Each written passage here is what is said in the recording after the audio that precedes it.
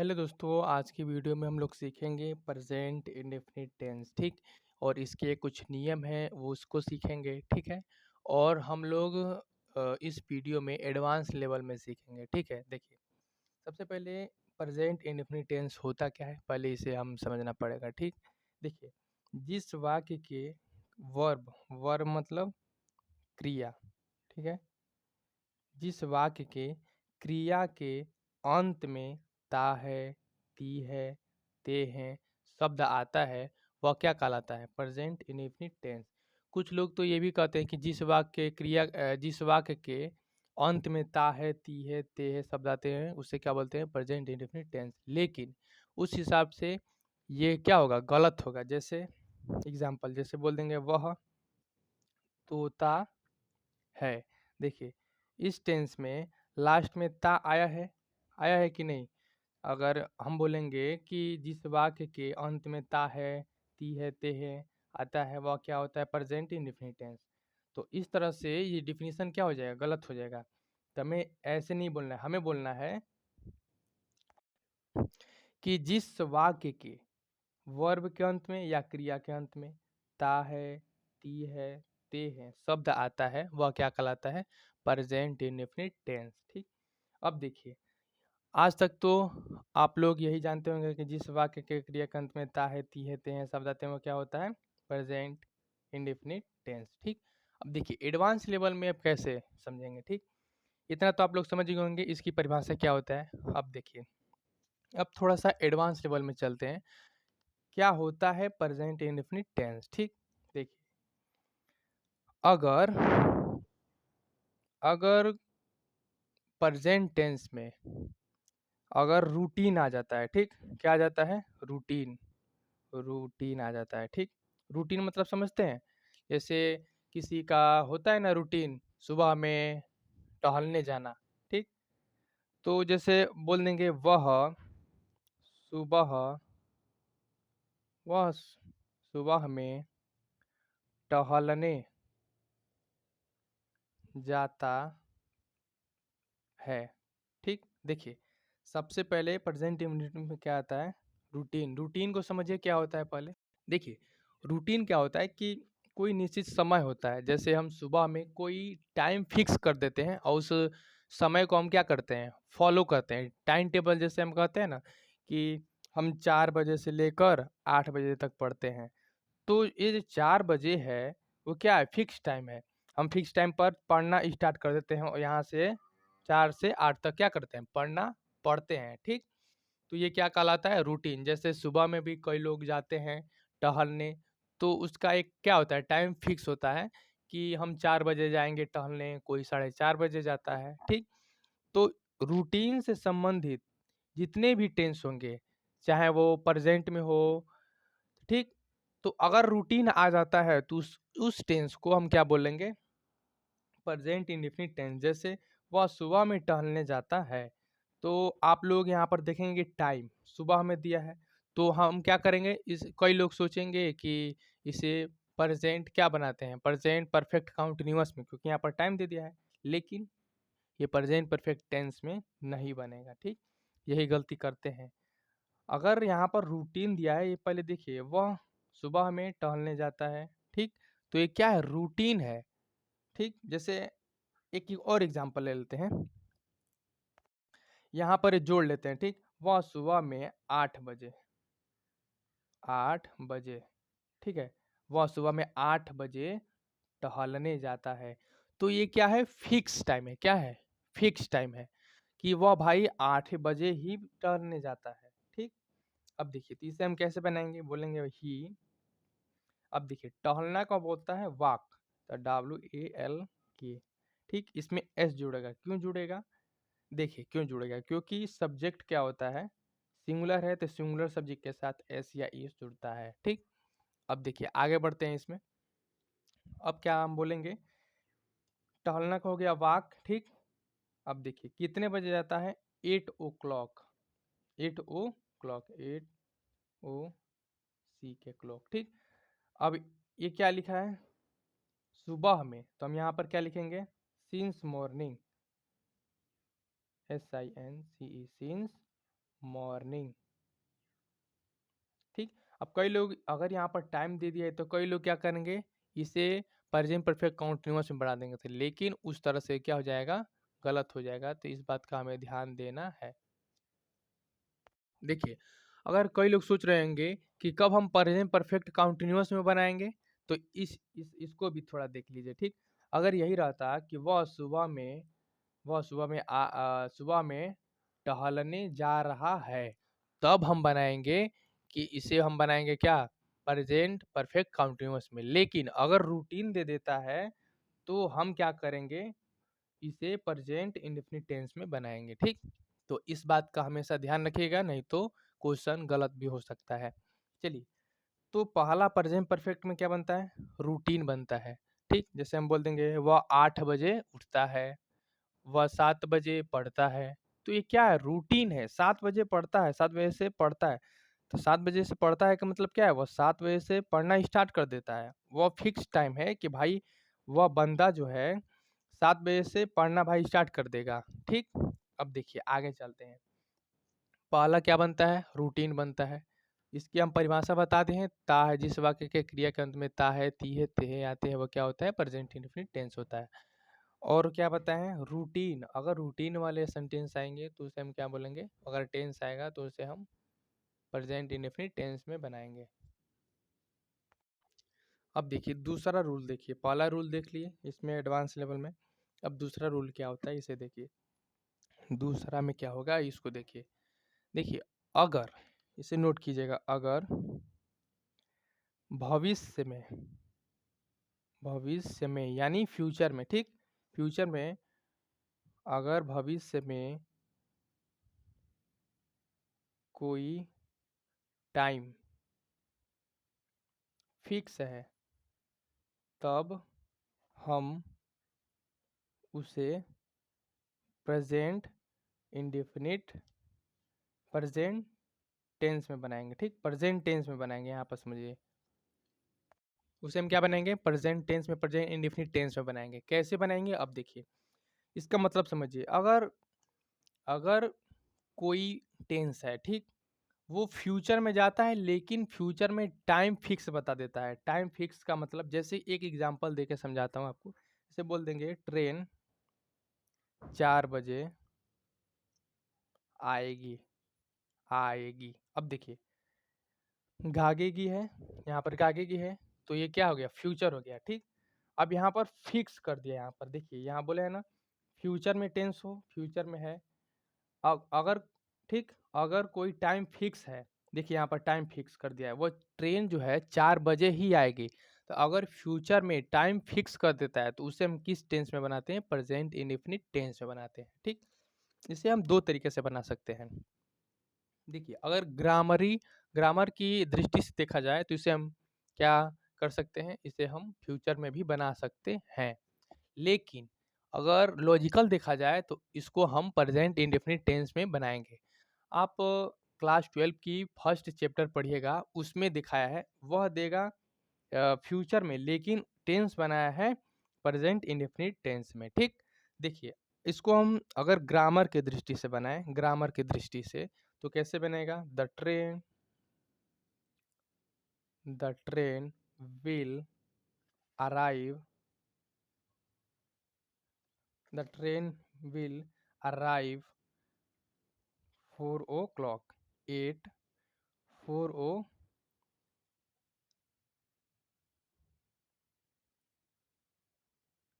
ठीक, ओ क्लॉक। तो कैसे बनेगा ये,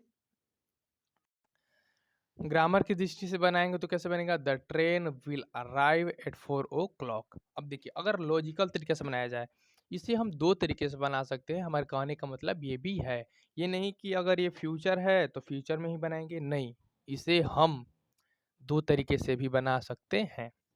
देखिए, अगर दूसरे तरीके से बनाया जाए, फ्यूचर में है, टाइम फिक्स है, तो हम क्या बनाएंगे, इसे हम प्रेजेंट इंडेफिनिट टेंस में बनाएंगे।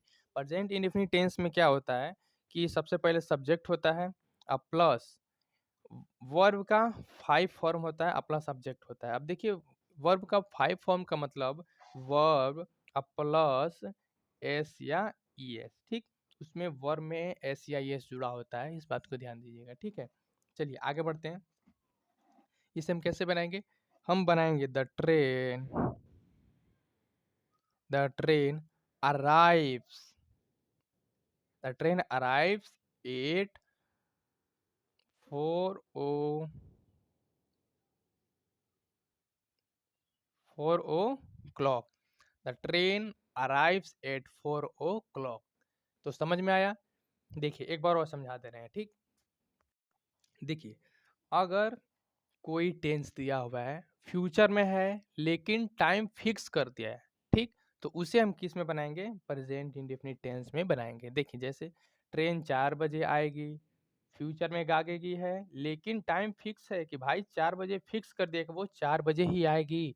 तो इसे हम दो तरीका से बना सकते हैं, the train will arrive at 4 o'clock, और दूसरे तरीका से इसे हम प्रेजेंट इंडेफिनिट टेंस में भी बना सकते हैं, the train arrives eight 4 o'clock। तो आई होप इसे समझ में आया होगा, ठीक है।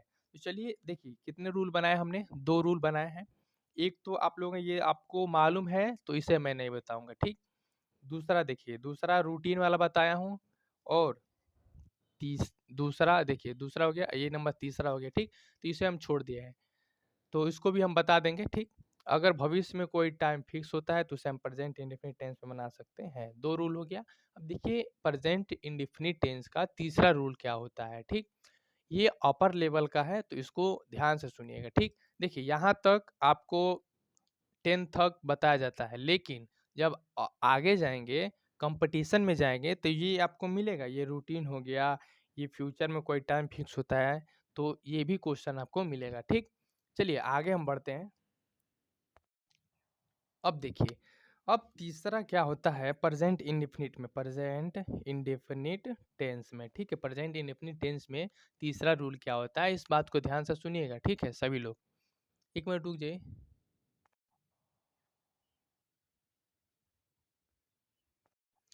अब देखिए तीसरा रूल क्या होता है, इम्फेक्टिव सेंटेंस।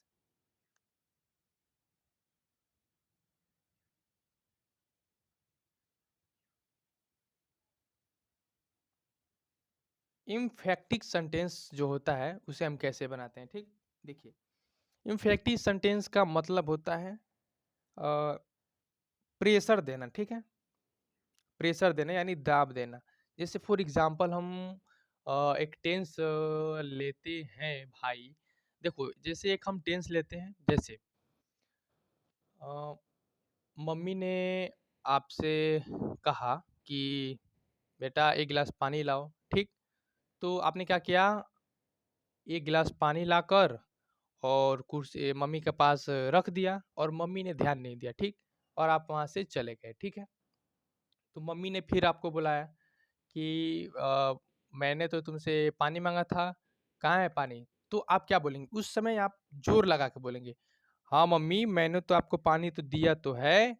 तो जहाँ जोर लगा के बोलते हैं, अपनी बातों को ज़्यादा प्रेशर के साथ बोलते हैं कि हाँ मैंने ये तो काम तो किया तो है, तो उस समय उस टेंस को हम क्या बनाते हैं? प्रेजेंट इंडेफिनिट टेंस में, प्रेजेंट इंडेफिनिट टेंस में बनाते हैं। जैसे एग्जांपल देखिए, जैसे मैं पढ़ता तो हूँ। जैसे मम्मी ने आपसे बोला, भाई दिन भर तू मोबाइल चलाता है, पढ़ता तो नहीं है? तो आप क्या बोलेंगे? हाँ मम्मी मैं तो पढ़ता तो हूँ। तो आप क्या बोल रहे हैं? अपनी बातों को वहाँ पर जोर लगा के बोल रहे हैं कि हाँ भाई मैं तो पढ़ता तो हूँ मम्मी, कहाँ रहती हो देखते नहीं हो।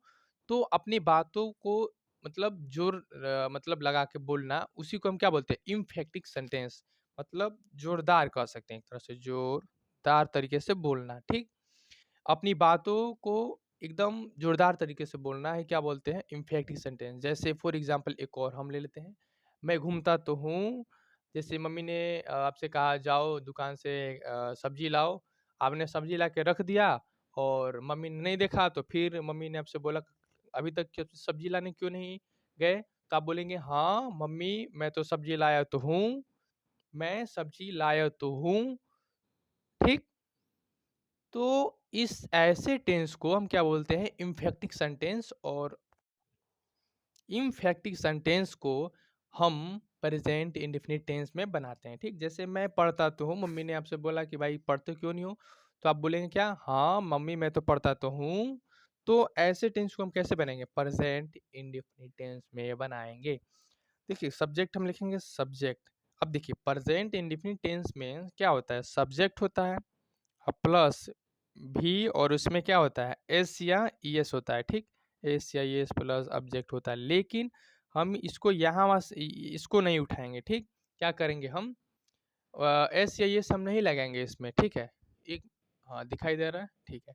एस या ईएस नहीं लगाएंगे, हम क्या करेंगे, इसे प्रेजेंट इंडेफिनिट के नेगेटिव वाले जो टेंस होता है, क्या होता है, सब्जेक्ट होता है प्लस डू या डज होता है प्लस नॉट होता है प्लस भी वन होता है प्लस ऑब्जेक्ट होता है। ठीक, देखिए तो प्रेजेंट इंडिफिनिट का नेगेटिव क्या होता है, सब्जेक्ट होता है, डू या डज होता है, उसके बाद से प्लस नॉट होता है, उसके बाद से भी वन ऑब्जेक्ट होता है। ठीक, तो देखिए मैं पढ़ता तो हूँ, तो ये हम क्या बोलेंगे, इंडिफिनिट वाला नहीं लेंगे, नेगेटिव वाला लेंगे। लेकिन नेगेटिव में देखिए मैं पढ़ता तो हूँ, तो इसमें नहीं आया है, नहीं आया है, तो हम क्या करेंगे, नॉट को हटा देंगे, अब इसी टेंस पर बना देंगे।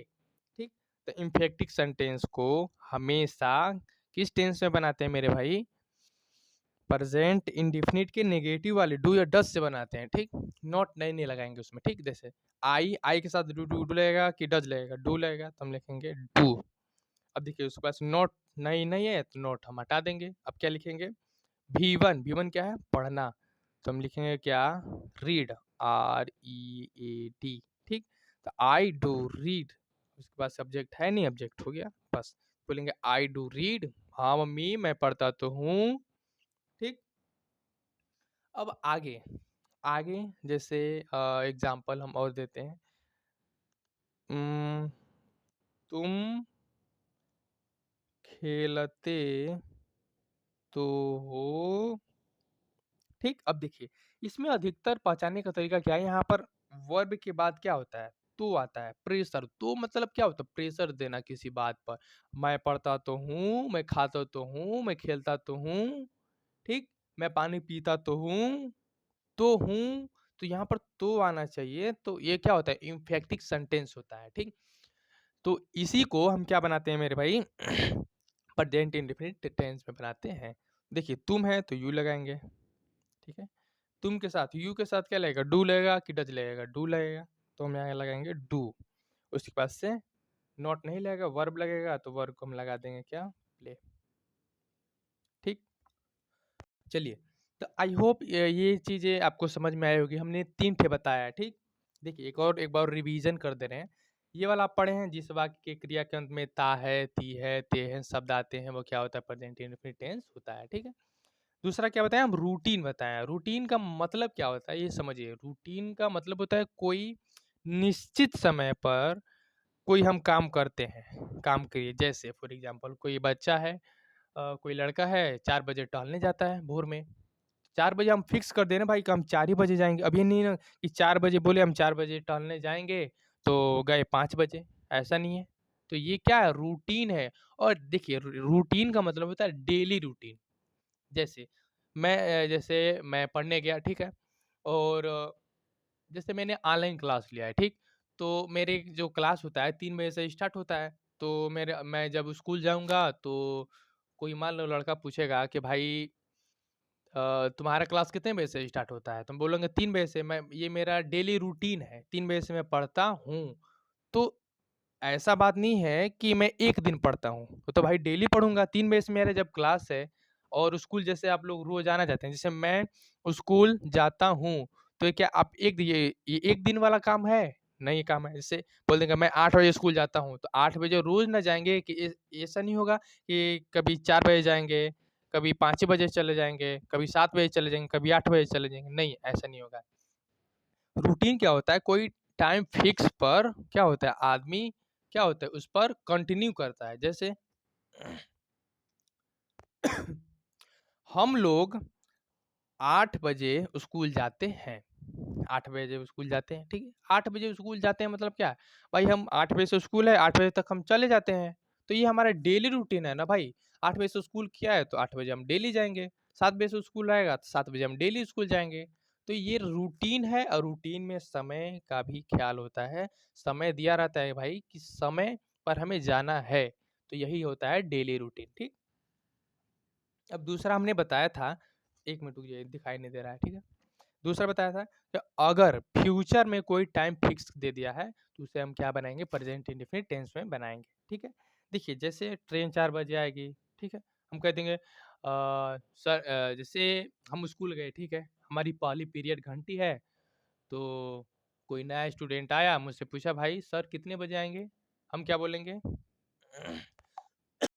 "भाई, सर तो 8 बजे आएँगे।" जैसे फिर पूछा, भाई स्कूल की छुट्टी कितने बजे होती है? तो हम बोलेंगे स्कूल की छुट्टी 4 बजे स्कूल की छुट्टी 2 बजे होगी। तो होगी क्या है? 4 बजे होगी। स्कूल की छुट्टी 4 बजे होगी। ठीक है? तो इसे हम ग्रामर के दृष्टि से देखें, तो इसे हम क्या बना सकते हैं? फ्यूचर में भी बना सकते हैं। फ्यूचर इंडेफिनिट बना सकते हैं, लेकिन हम लॉजिकल तरीका से देखें, लॉजिकल से, तो हम इसे प्रेजेंट इंडेफिनिट टेंस में भी बना सकते हैं। समझे ये बात को? तो इस बात को हमेशा ध्यान रखिएगा, ठीक है? देखिए, अगर भविष्य में कोई टाइम फिक्स है, तो हम उसे क्या बनाते हैं? प्रेजेंट इंडेफिनिट टेंस में बना सकते हैं। जैसे हमने बनाया है मेरे भाई, यहाँ पर देखिए, जैसे अगर भविष्य में कोई टाइम फिक्स है, तब हम उसे प्रेजेंट इंडेफिनिट टेंस में बना सकते हैं। अब इसे हम नहीं, फ्यूचर में भी बनाए हैं, ठीक? इसे प्रेजेंट टेंस में भी बनाए हैं, ठीक है? तो देखिए, फ्यूचर में कैसे बन जाएगा? The train will arrive at 4 o'clock, और इसे हम 2 तरीके से बना सकते हैं, ठीक? मैं ये नहीं कह रहा हूँ कि ये गलत है फ्यूचर वाला, नहीं। ये ग्रामर की दृष्टि से सही है, लेकिन लॉजिकल दृष्टि से इसे हम ऐसे भी बना सकते हैं। The train arrives eight 4 o'clock, ठीक है? ये दूसरा नियम है। अब देखिए, आगे बढ़ते हैं। तीसरा नियम हमने आपको बताया था कि इम्फैक्टिक सेंटेंस। इम्फैक्टिक सेंटेंस क्या होता है, इसको थोड़ा समझिए। दिखाई दे रहा है? नहीं दिखाई दे रहा है, 1 मिनट रुक जाइए। इसे हम समझा दे रहे हैं, लास्ट ही चल रहा है, ठीक? 1 मिनट रुक जाइए थोड़ा-सा। देखिए, इम्फैक्टिक सेंटेंस क्या होता है कि हम अपनी बातों को जोर लगा के बोलते हैं, ठीक? ऐसे मम्मी ने आपसे बोला कि क्यों नहीं पढ़ते हो? तो बोलेंगे, हाँ, मम्मी मैं पढ़ता तो हूँ। जैसे कोई लड़की है और मम्मी ने बोला खाना बनाओ, तो बच्ची क्या बोलेगी? हाँ, मम्मी मैं खाना बनाती तो हूँ। तो एक और ले लीजिए यहाँ पर, ठीक है? तो जब अपनी बातों को प्रेशर देके बोलेंगे, तो हम प्रेज़ेंट इंडेफ़िनिट टेंस में बनाएँगे, ठीक है? जैसे मम्मी मम्मी मैं खाना बनाती तो हूँ। तो देखिए, यहाँ पर अधिकतर देखने को मिलता है तो हूँ, ता हूँ, तो हो, ये सब देखने को मिलता है इम्पैक्टिव सेंटेंस में, ठीक है? यहाँ पर हम क्या ले लेंगे? मम्मी है तो हम बोलेंगे मॉम, कैसे बनाएँगे? मॉम। अभी मैं खाना बनाती तो हूँ, तो आई लिखेंगे। अब आई के साथ क्या लगेंगे? हम डू या डज का प्रयोग करेंगे, ना कि एस या यस का प्रयोग करेंगे, ठीक? एस या यस का प्रयोग हम नहीं करेंगे, डू या डज का करेंगे। तो आई है, तो आई के साथ क्या लगता है? डू। तो डू, उसके बाद से नॉट नहीं लगाएँगे, क्योंकि इसमें नॉट नहीं है मेरे भाई, ध्यान रखिएगा। फिर वी वन का यूज़ करेंगे, इस सूत्र पर लगाएँगे। सब्जेक्ट प्लस डू या does plus V one plus object, इस सूत्र पर बनाते हैं इन्फिनेटिव सेंटेंस को। उसके बाद से क्या हो जाएगा? कुक, सी डबल ओ के, कुक। उसके बाद से फूड, तो यही क्या हो जाएगा? इसका हो जाएगा, ठीक? तो ये 3 तरीके हो गए। और एक और होता है प्रेजेंट इंडेफिनिट का, एडवांस में समझिए। चौथा नंबर क्या होता है, इसको थोड़ा समझिए। अगर कोई बात जो है अ, बिल्कुल सत्य है, उसमें 1% भी गलत ना हो, जैसे प्राकृतिक कोई चीज़ें हैं, वो गलत नहीं होती हैं, तो उसे हम प्रेजेंट इंडेफिनिट टेंस में बनाएँगे। जैसे सूर्य ईस्ट से उगता है। सूर्य जो होता है, पूरब दिशा से उगता है। जैसे हम कह सकते हैं, सूर्य पूर्व दिशा से उगता है, पूर्व से उगता है, ठीक है? तो ये कथन 100% क्या है? सत्य है। जो कथन 100% सत्य होता है, वो उसे हम क्या बनाते हैं, प्रेजेंट इंडेफिनिट टेंस में बनाते हैं, ठीक? तो ये कथन क्या हमेशा सत्य है, इसमें 1% भी गुंजाइश है गलत होने का? नहीं। सूर्य पूरब से उगता है, तो भाई पूरब से ही उगेगा। सूर्य पूरब से डूबता है, तो सूर्य पश्चिम में ही तो डूबेगा। सूर्य पूरब से उगता है और पश्चिम में डूबता है, तो ये कथन 100% सही है। तो इसलिए हम इसे प्रेजेंट इंडेफिनिट टेंस में बनाएंगे, ठीक? तो ये चौथा नंबर में याद रखिएगा, इसे हम लिखवाएंगे नहीं, समझा दे रहे हैं, ठीक? इसको क्या होता है, जो कथन 100% सत्य होता है उसे हम प्रेजेंट इंडेफिनिट टेंस में बनाते हैं। देखिए तो क्या होगा, द सन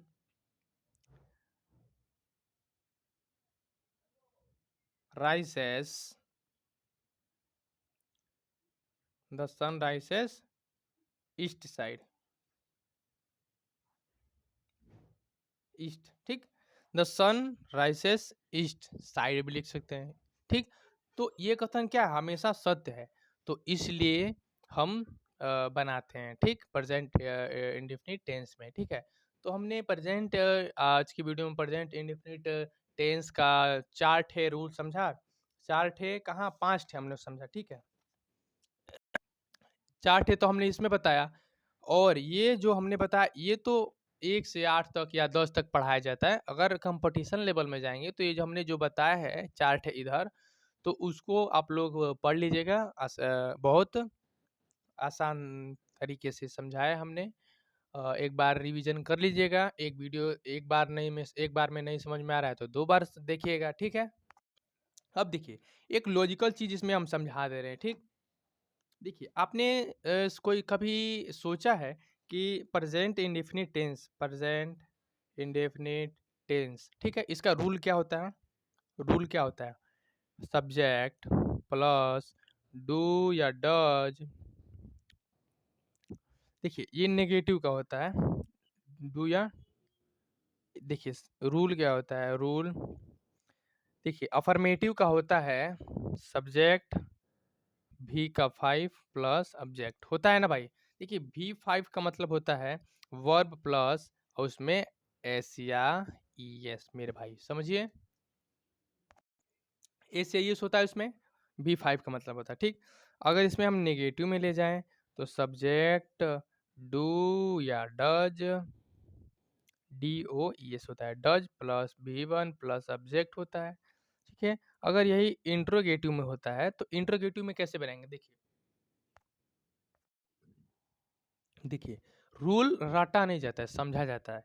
इंट्रोगेटिव में पहली शर्त क्या होती है? शर्त पहले समझिए, उसके बाद से ऑटोमेटिक आप समझ जाएँगे। देखिए, इंट्रोगेटिव सेंटेंस जो होता है, क्या से शुरू होता है। जैसे फॉर एग्ज़ाम्पल क्या से शुरू होता है और लास्ट में क्वेश्चन मार्क होता है। जैसे, क्या मैं वहाँ जा सकता हूँ?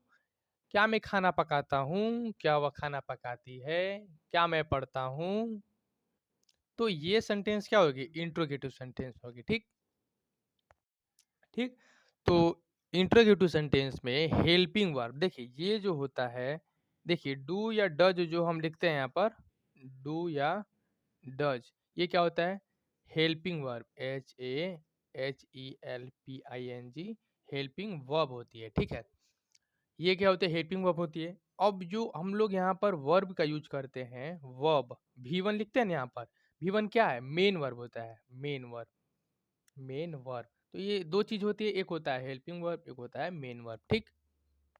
देखिए, तो देखिए हेल्पिंग वर्ब और मेन वर्ब क्या कार्य करता है? देखिए, ये जो मेन वर्ब होता है, ये क्रिया को दर्शाता है कि सेंटेंस में कौन-सा कार्य हो रहा है, ठीक? कार्य क्या हो रहा है ये दर्शाता है, और हेल्पिंग वर्ब ये दर्शाता है कि भाई किस टेंस में हो रहा है, ये दर्शाता है। जैसे मैंने डू या डज लिखा तो ये प्रेजेंट में है, कैसे मालूम चला मेरे भाई?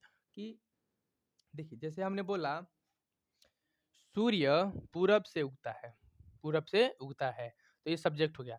अब ये राइसेस लिखा है, ठीक है? उगना मेन वर्ग क्या है यहाँ पर? उग रहा है। तो जो मेन वर्ब है उगना है, ठीक है? तो यहाँ पर उगना किस चीज़ को दर्शा रहा है? देखिए, अगर मेन वर्ब हटा देंगे तो टेंस बनेगा ही नहीं। जैसे हम बोल दें सूर्य पूरब से है, क्या है भाई? तो समझ ही नहीं आया कुछ। तो ये मेन वर्ब है, उगना क्या? मेन वर्ब का कार्य कर रहा है। जो मेन कार्य हो रहा है उसी को हम बोलते हैं V1, और जो हेल्पिंग वर्ब जो टेंस को दर्शाता है उसे हम क्या बोलते हैं? डू या डज। और हेल्पिंग वर्ब में कई सारी हेल्पिंग वर्ब होती है, डिड भी होती है, हैव हैज़ हैव होता है, वाज वर होता है, इज़ एम आर होता है। तो ये क्या होता है? टेंस को समय को दर्शाता है कि भाई किस समय कोई कार्य हुआ है, ठीक? चलिए भैया, अब हम समझते हैं मेरे भाई, इंट्रोगेटिव में हम क्या बनाएँगे? हेल्पिंग वर्ब को टाँग के ला देंगे नीचे, डू या डज। अच्छा, उसके बाद से जब डू या डज लिख लिए इंट्रोगेटिव में, तो उसके बाद से इसको काट दे भाई, हट गया। अब शुरू से ले जाएँगे, शुरू से स्टार्ट करेंगे। ये कट गया, शुरू से सब्जेक्ट है, सब्जेक्ट लेंगे। उसके बाद से V1 है, V1 लेंगे, ऑब्जेक्ट हो गया। और लास्ट में हम बोले हैं क्वेश्चन वर्ड। बस बताइए इसमें क्या हार्ड है? सब तो आसान ही है। देखिए बस समझने का फेर है। देखिए इंट्रोगेटिव में नेगेटिव भी आता है मेरे भैया। देखो नेगेटिव हमेशा इंट्रोगेटिव में नेगेटिव हमेशा याद रखिएगा, नॉट हमेशा सब्जेक्ट के बाद ही लगेगा, सब्जेक्ट के बाद ही लगेगा नॉट। ये जो हम बता रहे हैं सब्जेक्ट के बाद नॉट लगेगा, ये चाहे प्रेजेंट की बात हो, पास्ट की बात हो, फ्यूचर की बात हो, अगर इंट्रोगेटिव आ गया, अगर इंट्रोगेटिव में नेगेटिव लेना है, तो नॉट हमेशा सब्जेक्ट के बाद ही लगेगा, इस बात का ध्यान रखिएगा। ये हर टेंस के लिए है। देखिए, इंट्रोगेटिव नेगेटिव में क्या हो जाएगा? ये डू या डज को लेंगे ऐसे ही,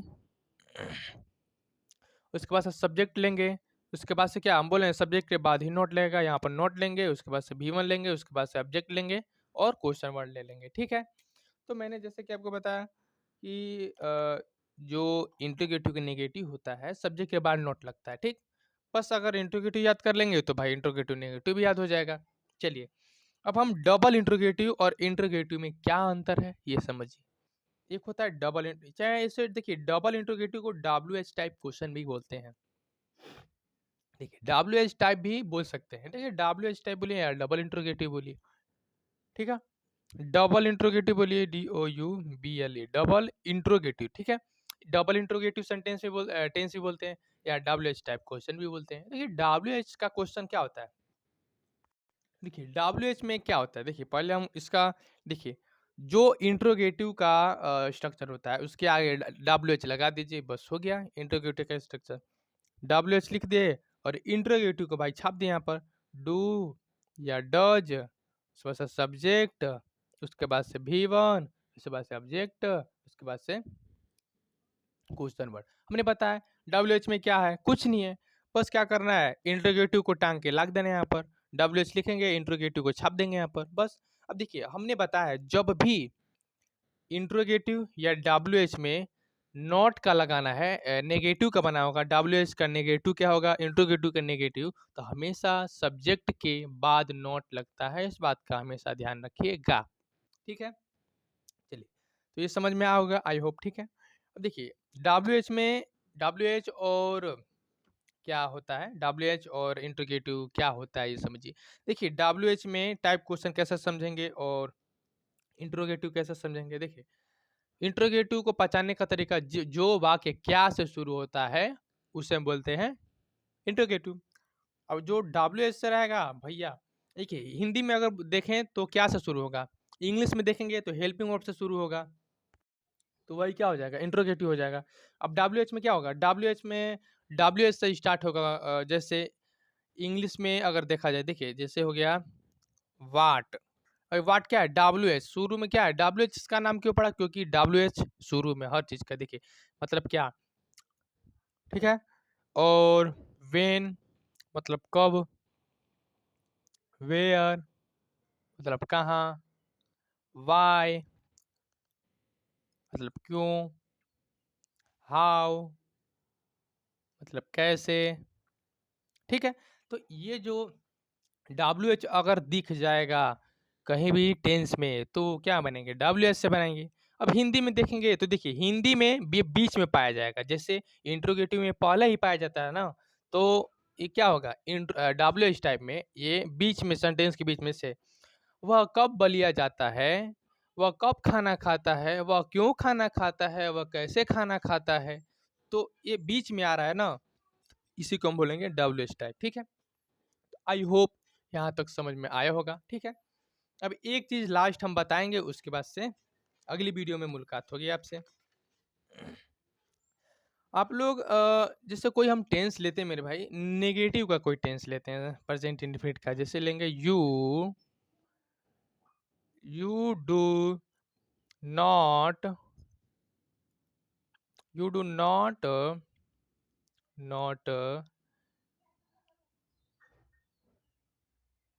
कुक फूड। ठीक है, you do not cook food, तुम भाई तुम खाना नहीं पकाते हो, तो भैया तुम खाना नहीं पकाते हो। ठीक है, you do not cook food, तुम खाना नहीं पकाते हो। तो देखिए, कभी आपने सोचा है कि यू के साथ डू ही क्यों लगता है, ही के साथ डज ही क्यों लगता है, डज क्यों लगता है भैया? हमें समझ नहीं आ रहा है कि भैया आखिर में ही के साथ डज क्यों लगता है और यू के साथ डू क्यों लगता है, यू के साथ डू क्यों लगता है, कोई बता सकता है हमें? देखिए, इसका रीजन बता रहे हैं, सबसे पहले समझिएगा। इसका हम रूल लिखवा रहे हैं, होता है सब्जेक्ट प्लस डू या डज होता है, ठीक होता है ना, डू या डज, और भी वन होता है, उसके बाद सब्जेक्ट होता है ना। देखिए, अगर देखा जाए तो इसका स्ट्रक्चर होता है ये, subject S U be subject plus do plus भी वन प्लस ऑब्जेक्ट, यही होता है अगर देखा जाए तो। आखिर में देखिए, डू होता है, लेकिन डज कहाँ से आता है ये आपको समझ में नहीं आता होगा। डज आखिर में आता कहाँ से है, आखिर में हम डज क्यों लेते हैं? तो देखिए, इस बात को समझने के लिए आपको एक नियम जानना पड़ेगा। देखिए, रूल यही होता है, सब्जेक्ट डू भी वन और ऑब्जेक्ट, लेकिन डज इसलिए आता है, क्या क्यों आता है ये हम समझाएंगे, इसके लिए आपको रूल जानना पड़ेगा। देखिए, रूल क्या है, देखिए, ही के साथ डज क्यों लगता है, क्योंकि देखिए, अगर हम यहाँ पर डू है, ये क्या है, वर्ब है, क्या है, वर्ब। देखिए, समझिए एक चीज को, उसके बाद से हम समझाएंगे, ठीक है। देखिए, ये हो गया कोई डू वर्ब है, ठीक है। देखिए, एक हो गया ये वर्ब है, क्या है, वर्ब। एक होता है नाउन, होता है ना भैया, नाउन होता है ना जी, होता है सर। जैसे एग्जांपल ले लेते हैं हम, एप्पल, ये एप्पल हो गया जी, एप्पल हो गया। ये क्या है? अब देखिए, समझिएगा, ध्यान से समझिएगा मेरे भैया। देखिए, अगर वर्ब में एस या ईएस न लगा हो तो वो क्या होता है, सिंगुलर, सिंगुलर। समझे समझे, एक बार और समझिएगा, अगर वर्ब में एस या ईएस न लगे तो वो क्या होता है, सिंगुलर। समझ गए, समझ गए। अगर नाउन में एस या ईएस न लगे तो वो क्या होता है, प्लूरल। समझे समझे, प्लूरल होता है, इसमें छूटा है, ठीक है। तो अगर वर्ब अगर अकेले रहेगा, इसके साथ कोई बैठा नहीं रहेगा तो क्या होगा, सिंगुलर। अगर नाउन भैया अकेले रहेगा, उसके साथ कोई नहीं रहेगा तो क्या हो जाएगा, प्लूरल। एप्पल बोले तो प्लूरल है, सॉरी सॉरी, मिस्टेक हो गया, थोड़ा समझिएगा, ये प्लूरल होता है, प्लूरल, ये होता है सिंगुलर, ठीक। अगर वर्ब अकेले बैठा रहेगा तो प्लूरल होगा, अगर नाउन अकेले बैठा रहेगा तो सिंगुलर होगा। समझ गए? अब देखिए, यहाँ पर समझने वाली बात क्या है, अगर वर्ब में एस या ईएस लगा दिए तो वो हो जाएगा सिंगुलर, अगर नाउन में एस या ईएस लगा दिए तो वो हो जाएगा प्लूरल, प्लूरल। समझ गए? अगर वर्ब में एस या ईस लगेगा तो वो होगा सिंगुलर, अगर नाउन में एस या ईस लगेगा तो वो हो जाएगा प्लूरल, ठीक। अब देखिए, यहाँ पर ये वर्ब है, तो वर्ब अगर अकेला रहेगा तो क्या होगा, प्लूरल। तो भैया, ये यू है, यू क्या है, प्लूरल, यू क्या है, प्लूरल, यू क्या है, प्लूरल। तो इसलिए यहाँ पर भैया प्लूरल है तो प्लूरल के साथ प्लूरल ही आएगा। जैसे लड़के के साथ लड़का बैठेगा, लड़की के साथ लड़की बैठेगी, गाय के साथ गाय बैठते हैं, उसी तरह भैया प्लूरल के साथ प्लूरल ही बैठेगा। अगर यू प्लूरल है तो वर्ब भी प्लूरल आएगा। समझ गए? अब देखिए, अब यहाँ पर ही क्या है, सिंगुलर, ही क्या है, सिंगुलर। अब देखिए भैया, वर्ब पहले क्या था, यहाँ पर नियम क्या था, डू, वर्ब क्या था, डू।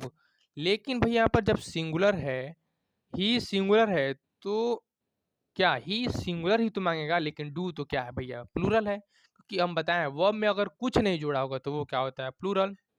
लेकिन अगर ही सिंगुलर है तो प्लूरल बनाने के लिए हम क्या जोड़ेंगे, वर्ब में एस जोड़िए या ईएस जोड़िए, ठीक।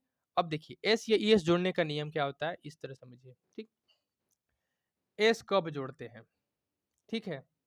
ईएस कब जोड़ते हैं, जब क्रिया के अंत में O S double S C H S H X, ठीक। अगर ये सब आ जाए तो उस वर्ब के क्रिया के अंत में क्या होगा, ईएस जोड़ देंगे। और बाकी सब में जिस वाक्य के क्रिया के अंत में O S double S C H S H X नहीं आता है उसमें एस जोड़ते हैं। जैसे यहाँ पर दिए ही लिखा है तो यहाँ पर डू है, डू के अंत में क्या लिखा है ओ, तो इसलिए हम क्या बोले इसमें क्या जुड़ेगा, ईएस जुड़ेगा, तो यहाँ पर लिख दिए डज। क्योंकि सिंगुलर है तो सिंगुलर की डिमांड करेगा, तो डू प्लूरल था उसमें हम क्या लेंगे ईएस जोड़ दिए, तो क्या हो जाएगा, ये सिंगुलर हो गया। उसके बाद से हम यहाँ पर V1 लिए कुक, यहाँ पर नोट लगाइए कुक और फूड। तो देखिए यहाँ पर नियम देखिए रूल क्या है, ये डू ही है, लेकिन हम डज इसलिए लिख देते हैं, हम डायरेक्ट लिख देते हैं कि भाई डू के साथ डज ले लेते हैं, ठीक। तो यही कारण है कि हम नियम में डू के साथ डज भी आता है, हम बोल देते हैं कि सिंगुलर के साथ डज लगेगा, प्लूरल के साथ डू लगेगा। लेकिन ये डू डज कहाँ से आया ये किसी को मालूम नहीं है। तो आया कैसे, डू क्या है प्लूरल है, और सिंगुलर बनाने के लिए हम क्या एस या ईएस वर्ब में जोड़ते हैं, तो एस या ईएस जोड़ दिए, इससे क्या हो जाएगा ये सिंगुलर हो जाएगा। तो सिंगुलर के साथ डज का कर देंगे, प्लूरल के साथ डू का कर देंगे। अगर एक बार और बता दे रहे हैं, वर्ब में एस या ईएस जोड़ेंगे तो सिंगुलर होगा, अगर नाउन में एस या ईएस जोड़ेंगे तो प्लूरल हो जाएगा, ठीक। तो आई होप ये सारी चीज़ें आपको समझ में आई होंगी। तो मिलते हैं नेक्स्ट वीडियो में, बने रहिए हमारे साथ, और अगर आप लोग चैनल पर नए हैं तो सब्सक्राइब और लाइक कर दीजिए।